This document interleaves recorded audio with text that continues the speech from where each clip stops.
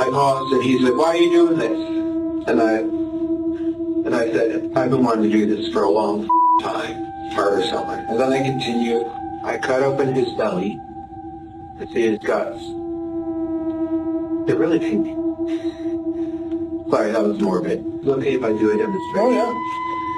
This is him. I was straddled on top of him like this. Okay.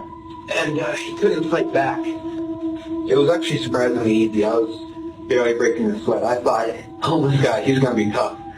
But no, it was actually surprisingly easy. March 1st, 2021. Grand Junction, Colorado.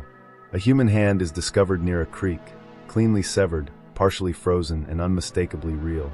By nightfall, more body parts begin surfacing, and with them a name, Warren Barnes. He was a gentle man with nowhere to go. Quiet, private, known for one thing, he was always reading. For years, Warren sat near the Mesa Mall with a book in his hands and a calm presence that comforted strangers. People called him the reading man. He didn't beg, he didn't shout, he just read. And then, one winter night, he disappeared. Grand Junction isn't a city known for headlines. Nestled between the Colorado River and red sandstone cliffs, it's a place of desert sunsets, quiet neighborhoods, and small-town familiarity. Locals don't lock their doors. People wave from porches. Everyone knows someone. And everyone knew Warren. Warren Barnes was 69 years old. He didn't have a home, but he had a routine, sunrise to sundown, sitting in the same spot near the Dillard's entrance. He read sci-fi novels, classic philosophy, anything people donated. He didn't talk much about his past, but he had kindness in his eyes and a way of making silence feel safe. Then, in late February, Warren vanished. At first, no one panicked. He'd occasionally go unseen for a day or two, especially during bad weather. But this time, he didn't come back. His chair stayed empty, his books untouched. People left snacks, water, a fresh blanket, still nothing. And then came the news. On March 1st, police announced they'd found human remains near the Redlands area, just outside city limits. The body had been dismembered. Pieces were recovered in multiple locations. It was gruesome, unthinkable, and soon undeniable. The man known for turning pages had become the center of a chilling homicide investigation. It began with a grim discovery.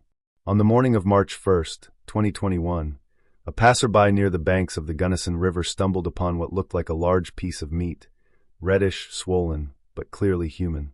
It was a severed hand. Police were called immediately. Within hours, Mesa County Sheriff's deputies, forensic teams, and Grand Junction police descended on the area. Search dogs and divers joined in.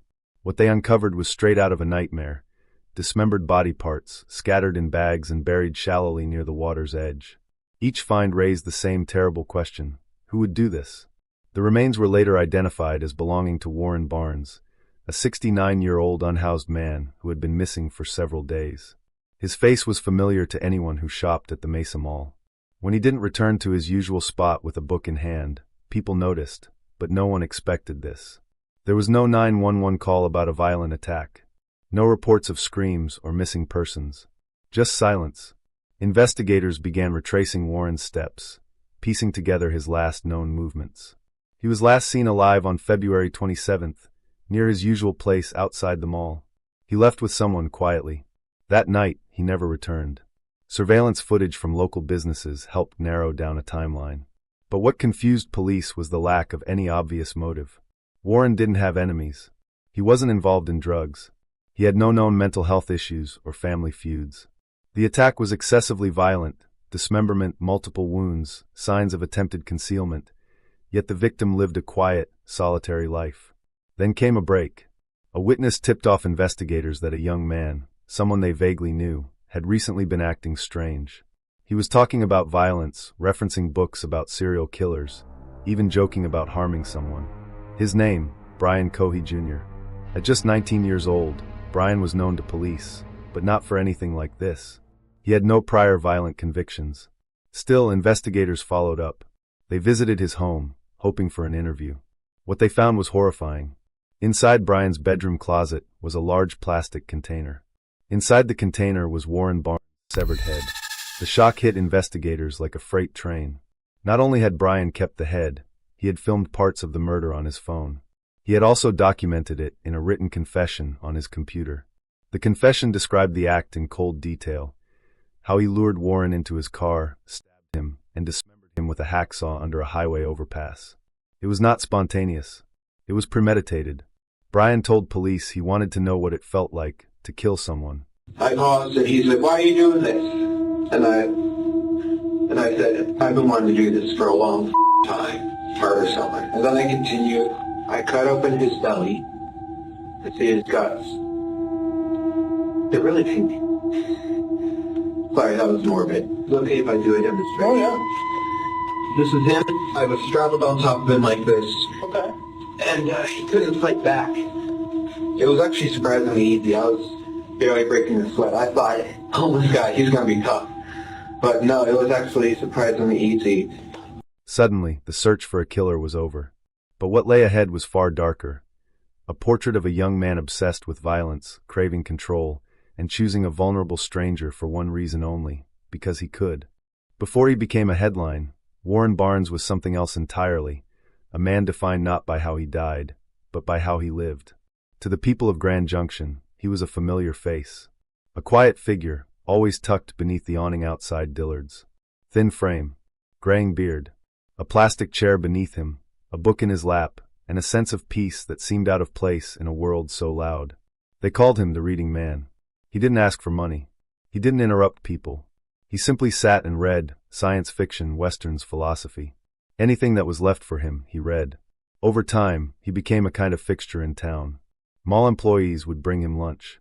Strangers dropped off blankets in the winter, water in the summer. Parents pointed him out to their kids. See? That man's always reading. He must be very smart. But Warren's story, like so many unhoused individuals, was more complicated than it looked. He'd once had a life before the streets. Former acquaintances said he was quiet but intelligent, thoughtful, a bit of a loner but never cold. He didn't talk about his past, never said where he was from, what had happened, or why he ended up without a home. But to those who offered kindness, he returned it. There were no outbursts, no signs of addiction, no criminal record, just a man surviving. He was known by staff at the nearby Barnes & Noble, where he'd sometimes read for hours. Employees at the food court gave him leftover meals. When winter came, locals dropped off coats and mittens. People saw Warren as harmless, a part of the landscape, but also somehow above it. After the news of his murder broke, the community didn't just grieve. They ached. His absence left a silence in town. A chair left empty. A story without a last chapter. In interviews, store managers called him gentle and respectful. One said, he was never a problem. If anything, he made the place feel safe. Others spoke of his calm presence, his soft smile, and the way he seemed to carry entire worlds inside his books. Warren had no known surviving family. But Grand Junction became his family. And after his death, they made that bond permanent. In 2021, a bronze statue was installed near the Dillard's entrance at Mesa Mall, the place where Warren spent so many years. It's not flashy, just a chair, a pair of glasses, and a book forever left open. It's a tribute not just to the man they lost, but to the life he led and the peace he gave to others, even when he had none himself. From the beginning, something about the murder didn't make sense. There was no robbery, no drugs, no romantic motive, and no sign of a struggle. Whoever killed Warren Barnes had done so deliberately and with methodical cruelty. When detectives began tracking Warren's final movements, they turned to surveillance footage from February 27th. It showed Warren leaving his usual post outside Mesa Mall. He got into a car willingly. That detail alone struck investigators. It wasn't an abduction. It was a ride he chose to take. But why? The vehicle, a black Honda sedan, was traced back to Brian Cohee Jr., a 19-year-old Grand Junction resident. Quiet, bookish, a former honor student at Central High. No criminal record, no known history with Warren.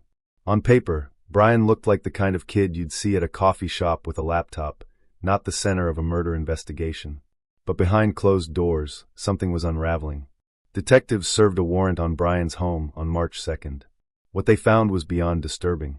In his bedroom closet was a large plastic storage container, sealed and tucked behind coats.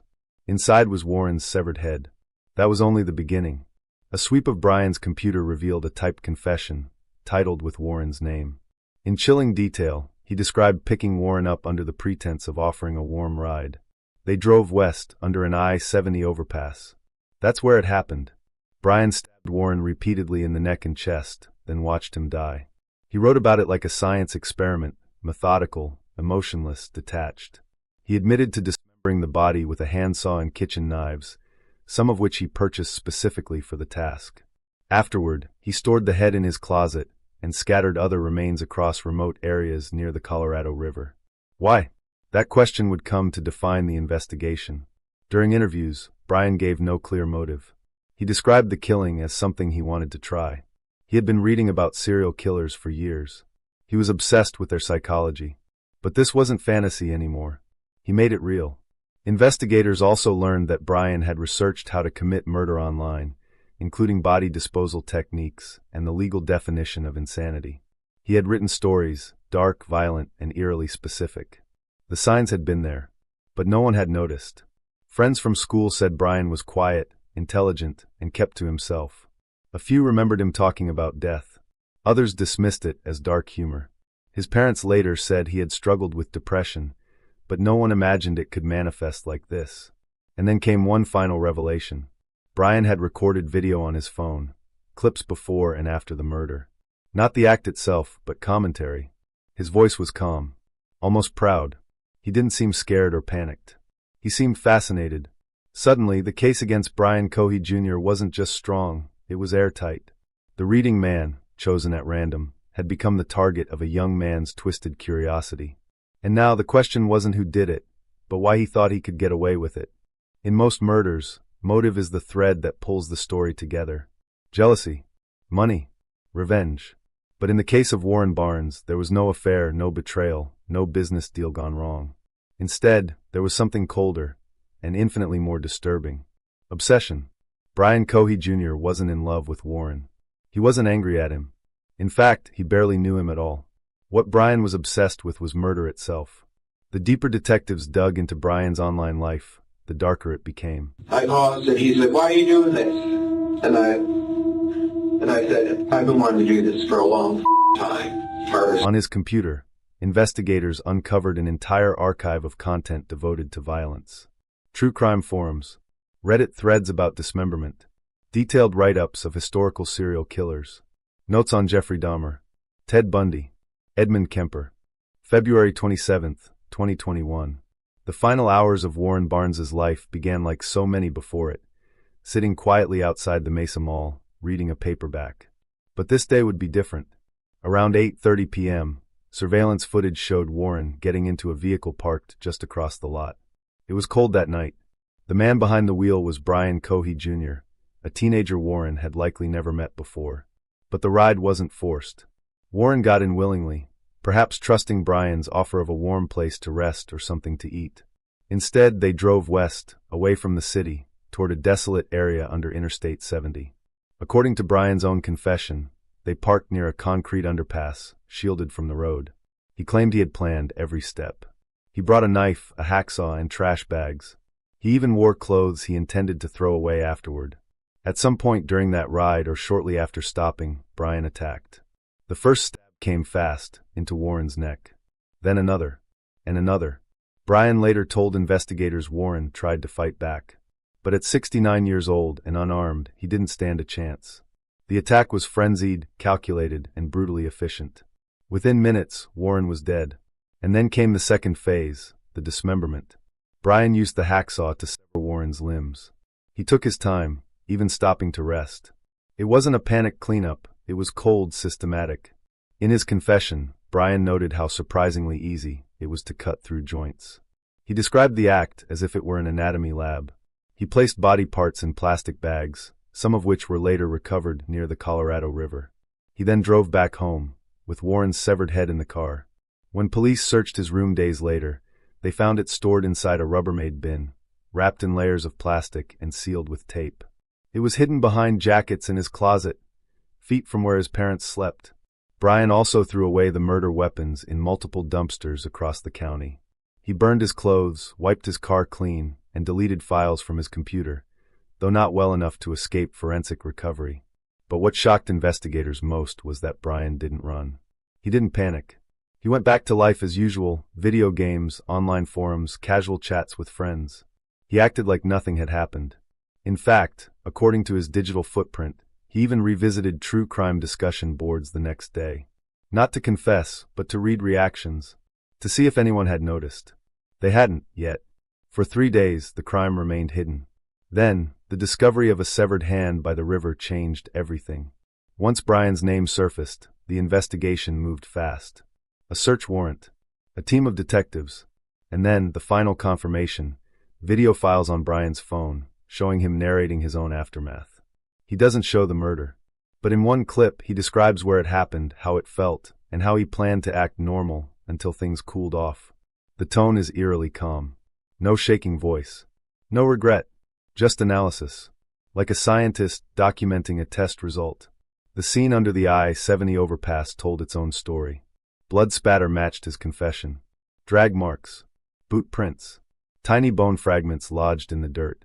Every detail Brian had written down matched what investigators found. There was no longer any doubt. This wasn't a moment of madness. It was a fully executed plan. And Warren Barnes was never meant to survive it.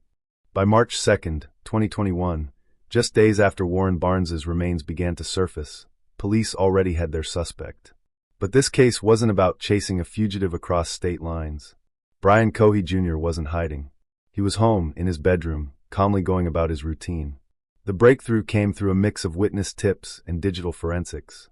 A classmate had overheard Brian making offhand comments about killing someone, referencing books on serial killers, and asking odd, graphic questions online.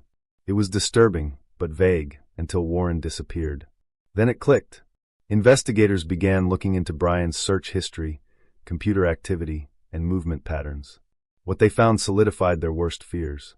He'd been researching body decomposition, dismemberment techniques, and legal strategies for murder suspects.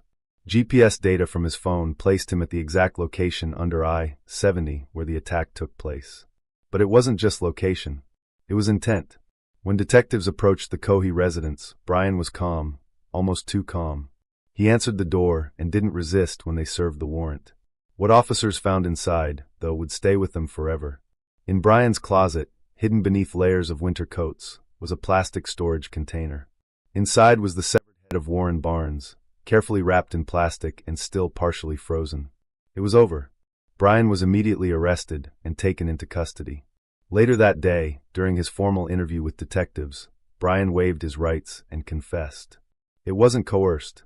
It wasn't emotional. He spoke plainly, like someone recounting a class project. He admitted to every part of the crime: picking up Warren, stabbing him, cutting up the body, transporting the parts, and disposing of them across various sites near the Colorado River. When detectives asked him why, his answer was devastatingly simple. I wanted to know what it felt like to kill someone. It was chilling in its honesty. No pretense. No self-pity. Investigators reviewed Brian's video diary entries, where he discussed the murder in unsettling detail. He had filmed himself shortly after the killing, explaining what he had done and how he planned to behave normally until police moved on. But police didn't move on. They built a rock-solid case. Forensic teams recovered DNA from the car, tools, and clothing. Brian's digital footprint documented weeks of planning. His confession was detailed and consistent. And the physical evidence, especially the horrific discovery in his own home, left no room for doubt. By the end of the first week of March, Brian Cohee was charged with first-degree murder, tampering with a deceased human body, and tampering with physical evidence. To the people of Grand Junction, the arrest was a grim relief. They had their answers, but they also had new questions. Who was this boy who walked among them? Who could live like that, so close to his parents, so close to everyone, and harbor something so dark? The arrest didn't bring Warren Barnes back, but it stopped Brian from ever doing it again. And now the case was headed to trial, where the question wouldn't be whether Brian did it, but whether the justice system could truly understand why. The trial of Brian Cohee Jr. didn't begin with suspense. It began with certainty. By the time he stood before a jury in early 2023, the facts of the case were overwhelming. There was no mystery about who killed Warren Barnes. Brian had confessed. The evidence was airtight. The courtroom wasn't waiting for a twist. They were waiting for a reckoning. Over the course of the trial, prosecutors presented a chilling timeline of the murder. from Brian's meticulous planning to the calculated disposal of Warren's body. They displayed his typed confession, read aloud his search history, and played excerpts from the self-recorded videos he made after the killing. He spoke on camera in a level tone, describing how he had always wanted to try it. "I didn't feel much," he said. "It was easier than I thought." For jurors, those clips were impossible to forget. The defense didn't dispute that Brian had committed the murder. Instead, they leaned into mental health. They argued that Brian had long suffered from undiagnosed psychological issues, that his obsession with death and serial killers was a symptom of deeper pathology, not pure evil. Psychologists were brought in to evaluate him. They agreed he had traits consistent with antisocial personality disorder and severe emotional detachment, but none of them declared him legally insane. Brian knew what he was doing. He knew it was wrong. He just didn't care. On February 3, 2023, after a short deliberation, the jury returned a verdict, guilty of first-degree murder. Well, a family finds justice after waiting 2 years to find out the man who murdered their loved one, what he'd be sentenced to in prison. 21-year-old Brian Cohee murdered and dismembered Warren Barnes back in 2021.